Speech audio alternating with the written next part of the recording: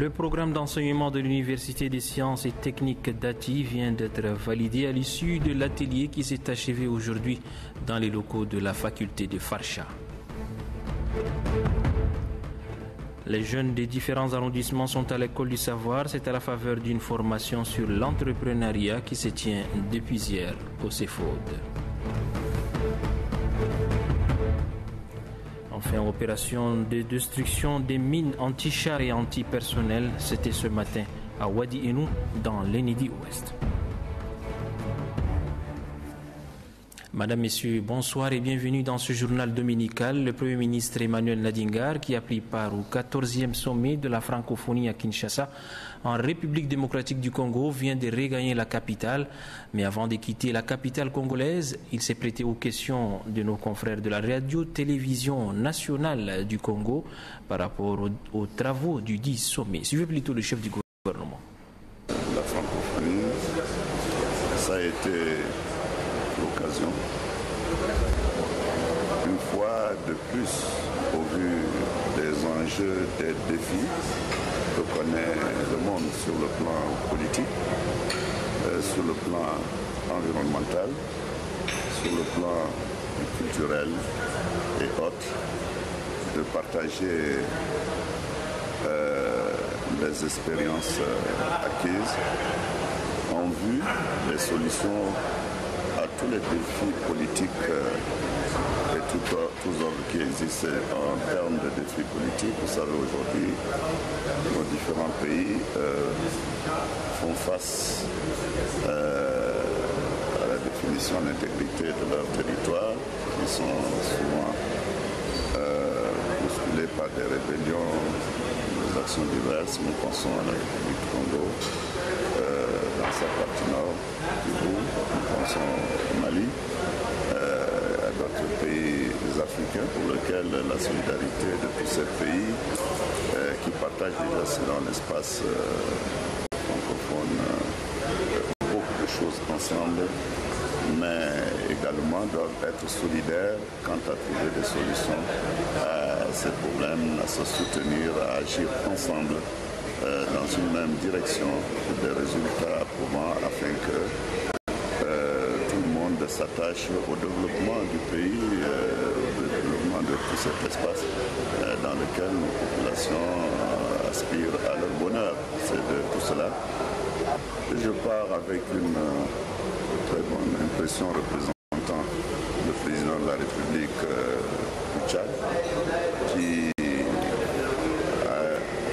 affronter ces grands défis, en tirer des leçons qui sont venus communiquer de sa part à tout cet espace-là.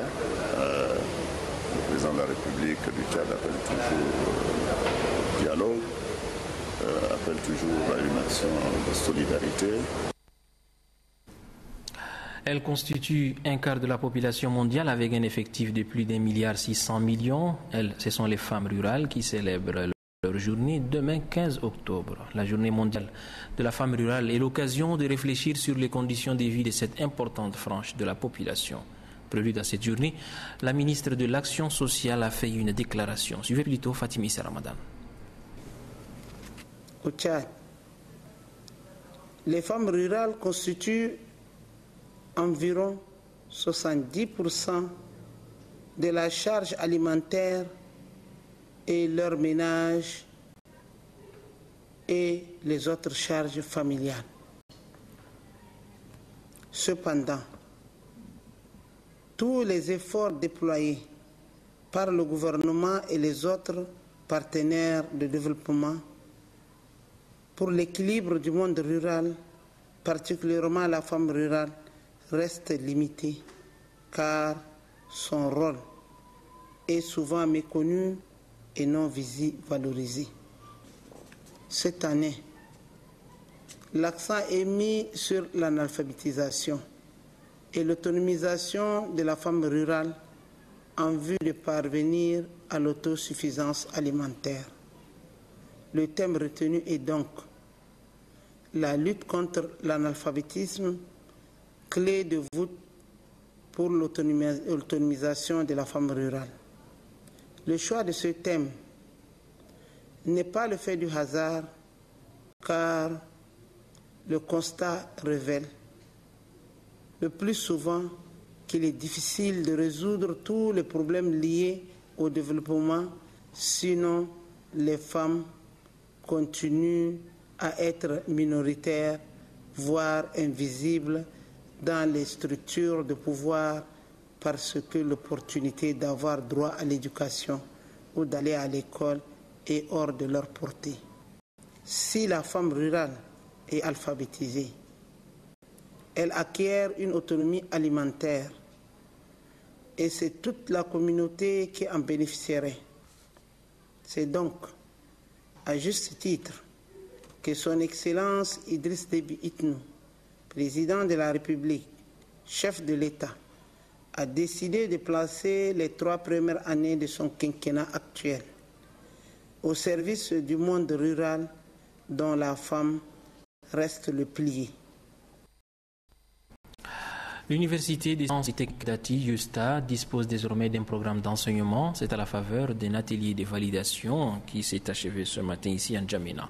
Belgar, l'armée, la guerre. Les programmes des filières agro-pastorales, agroalimentaires et aménagement du territoire ont été validés conformément au système licence master doctorat. Les résultats attendus en termes de cohérence et de logique du système LMD ont été obtenus. Désormais, la mission revient aux responsables de la dite université de veiller à leur application. Les organisateurs se réjouissent de l'aboutissement de cette rencontre. Vous avez assidûment étudié, analysé et harmonisé avec rigueur et sérieux les différents programmes d'enseignement soumis à votre expertise. C'est le lieu ici de louer le remarquable travail que vous avez abattu et vous en féliciter. J'ose croire que les résultats auxquels vous avez abouti sont à la hauteur des attentes et montrent, à n'en point douter, que les objectifs fixés par cet atelier sont atteints. Au nombre des préoccupations, les participants recommandent au gouvernement de doter l'Université des sciences et des technologies d'Ati de matériel didactique et de laboratoire. L'USTA a été créé en 2008 et compte à nos jours plus de 700 étudiants. À l'instar de la communauté internationale, le Tchad célèbre aujourd'hui la journée mondiale de lavage des mains. Une journée placée sous le thème « Des mains propres m'assurent une bonne santé. Je sais pourquoi, quand et comment. Je m'engage, faites comme moi ». À cette occasion, le secrétaire d'État à la santé publique a fait une déclaration. Suivez plutôt un extrait. Le Tchad, à l'instar des autres pays du monde, se prépare à commémorer la journée mondiale de lavage des mains, 5e édition. En effet, les Nations Unies ont déclaré l'année 2008 année internationale de l'assainissement. À l'issue de la 11e session ordinaire des chefs de l'État et de gouvernement, tenue du 30 juin au 1er juillet à Sharm el-Sheikh, en Égypte. Le Tchad, notre pays, y a pris part activement. L'objectif est de sensibiliser toutes les couches sociales avec un accent particulier en direction des élèves, c'est la nécessité de se laver les mains à l'eau propre et au savon, afin de prévenir les maladies liées aux mains sales. Que ces gestes assez simples permettent non seulement d'éviter les contaminations diverses, mais réduit de 50% la prévalence des maladies liées à l'insuffisance d'hygiène, qui sont la fièvre typhoïde, le choléra, la diarrhée, la dysenterie, la conjonctivite, les infections respiratoires aiguës, etc. Mesdames et messieurs, chers compatriotes, nous lançons donc un appel à toutes les Tchadiens, à tous les Tchadiens et aux partenaires au développement pour qu'ensemble nous puissions conjuguer nos efforts pour atteindre les objectifs assignés à cette journée. L'association Aide Emploi soutient les jeunes sans emploi pour leur autonomisation. Une formation sur l'entrepreneuriat a été lancée hier au CEFOD. Elle permettra à ces jeunes d'élaborer un plan d'affaires conformément à leur profil. Anastasie Bissi. L'association Aide Emploi apporte sa contribution à la réduction de la pauvreté à travers une série de formations à l'intention des jeunes diplômés sans emploi. Ceci pour leur autonomisation. Ces jeunes venus de différents arrondissements de la capitale vont au cours de ces assises échanger sur la question de l'entrepreneuriat. Selon les organisateurs, les différentes rencontres vont permettre aux participants d'élaborer un plan d'affaires conformément à leur profil. Ils indiquent par ailleurs que la jeunesse tchadienne a des potentialités à exploiter, mais le savoir-faire manque. La représentante du ministre des microcrédits souligne pour sa part que la jeunesse a besoin de soutien pour son épanouissement et son insertion dans la vie professionnelle. Mon souhait serait que ces 180 jeunes formés puissent s'installer à leur propre compte sans attendre une improbable intégration à la fonction publique, puisque la fonction publique ne pourra plus accueillir tout le monde. Ces lauréats peuvent aussi s'installer dans les provinces, surtout ceux formés en énergie solaire, pour répondre aux besoins cruciaux de la population rurale en matière d'électrification. Cette série de formations qui va durer 2 mois concerne 180 jeunes au total répartis selon des domaines précis à savoir l'informatique, l'électricité, le bâtiment et l'énergie solaire. Dans le Logone occidental, le gouverneur de la région a présidé ce matin l'ouverture des travaux d'une session de formation en technique juridique à l'intention des travailleurs des industries extractives. Cette formation vise à améliorer la connaissance des citoyens en matière de règles juridiques pour plus d'accès aux droits et à la justice au Tchad. La formation est organisée par le groupe de recherche alternative et de monitoring du projet pétrole Tchad-Cameroun Grand Tissé. Ahmadi Abbas. Pour mieux initier la population dans le domaine des industries extractives que cette formation s'est tenue. À l'issue de cette rencontre, les participants se sont familiarisés aux différentes techniques juridiques. Organisé par le groupe de recherche alternative de monitoring du projet pétrole Tchad-Cameroun Grand TC, ce projet vise à améliorer les conditions de vie des travailleurs. Le principal objectif de ce projet est d'informer, sensibiliser et accompagner les groupes cibles, à savoir les populations riveraines des zones d'exploitation des ressources extractives et les travailleurs pour leur autoprise en charge juridique et judiciaire.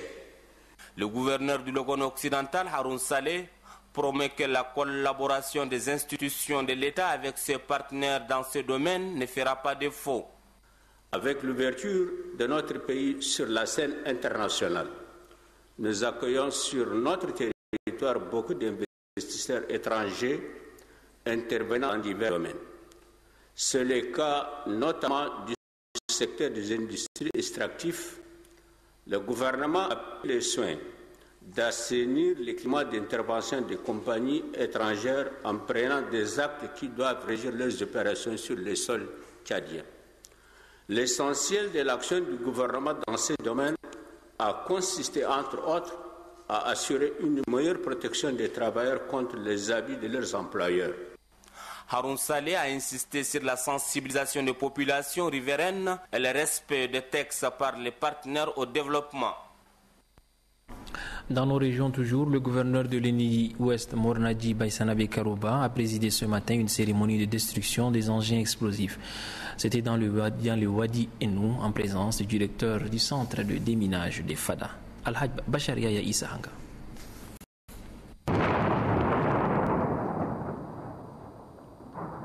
Fada, chef-lieu de la région de l'Eni-Ouest, s'en débarrasse de ces engins explosifs. Cette région touristique par excellence balise le terrain pour accueillir encore plus de touristes nationaux et internationaux. Et c'est ici, à Wadi Enou, à 20 km de Fada, que s'est déroulée la cérémonie officielle de destruction des munitions, des mines anti-chars et anti-personnel. Le gouverneur de la région de l'Eni-Ouest a présidé la cérémonie qui n'était pas une première, puisqu'une partie de la région est déjà déminée. L'Enendi est un grand centre touristique. Et les touristes ne viendront circuler assez aisément que lorsqu'ils sont sûrs que tous ces engins-là sont enlevés. Vous savez, il y a une incidence économique, une incidence financière, une incidence sociale. Et c'est ces braves garçons que j'ai trouvés sur le terrain-là qui vont conditionner faire en sorte que les visiteurs viennent à l'aise dans notre région. La destruction de plusieurs munitions, de 3 mines anti-chars et 5 antipersonnels prouve que la sécurisation de la région est en marche. L'entrée sportive 2012-2013, à l'approche de l'événement, le ministre de la Jeunesse et des Sports a fait une déclaration. Suivez plutôt Haïkal Zakaria Djibrine. La saison sportive 2011-2012 s'achève et celle de 2013 pointe à l'horizon. Mais-il louable de relever l'implication personnelle du chef de l'État, son Excellence, M. Idriss Déby Itno, président de la République, et celle de son gouvernement, de faire du sport une action sociale formative à l'endroit de la jeunesse. Un facteur de solidarité entre la population et un ciment de l'unité nationale. Bref, faire du sport un élément de représentation du pays de Toumaï qui témoigne de sa vitalité pendant son quinquennat de renaissance. Cette vision du premier sportif tchadien est déjà marquée particulièrement par de grandes réalisations. Un événement international de grande envergure est attendu cette saison dans notre pays. Il s'agit de l'organisation du 32e championnat d'Afrique de lutte associée, qui regroupera plus de 44 pays au mois de mai en N'Djamena. À cet effet, je lance un appel patriotique pour la grande mobilisation de toutes les familles sportives, de toute la population n'djamenoise et de toute la jeunesse pour ces défis qui consistent à ouvrir également le Tchad au monde par le sport. Je voudrais une fois de plus, au nom du gouvernement, exprimer mes vives félicitations à toute la jeunesse pour son engagement à porter très haut les couleurs du Tchad dans les compétitions internationales. Et puis au bas de la page nationale, le Grand Prix tchadien de la Nouvelle 2010 a été présenté hier à la Bibliothèque nationale. Plusieurs personnalités ont assisté à la présentation de ces recueils des contes. Doba Robert nous fait le point. Le Grand Prix tchadien de la Nouvelle 2010 est remporté par 6 auteurs. Il s'agit d'Ngarmadi Rosi, Olivier Ngareri, Delbo Boukar Bertrand, Djididi Ali Sougoudi, Ala Gaïs Nene et Nadjita Francis. Répartis en catégories, les 6 auteurs primés traitent des questions d'ordre social, politique, économique et culturel. Du jeune boxeur en quête de la victoire au Godabé en passant par Tu seras prostituée ma fille, les tracasseries routières au pays de Toumaï, la sauvageonne de Jourab, la mousse et la femme mousse, tout lecteur se retrouve face à ces réalités et suit le cours de son destin. La sauvageonne de Jourab, par exemple, traite de la diversité linguistique qui constitue un facteur de développement et de cohésion sociale. Et Tu seras prostituée ma fille traite de la délinquance juvénile liée à l'irresponsabilité de certains parents. Je voudrais par cette nouvelle lancer un appel à toutes les autorités, à tous les hommes de bonne volonté pour qu'ils puissent s'investir afin que chaque Tchadien puisse vivre normalement du fruit de son travail, que tous les pères puissent satisfaire aux besoins de leurs filles, que tous les maris puissent satisfaire aux besoins de leurs femmes. Et puis, je crois qu'avec cela, aucune femme, aucune fille ne pourra aller au coin de rue pour attendre qu'un passant lui donne quelques pièces de CFA. Et on peut être beaucoup de maladies, on pourra aussi éviter certains maux qui nous minent la société actuelle. Bon, il y a des incompréhensions liées à la langue, des subjectivités liées à la langue également. L'autre est différent.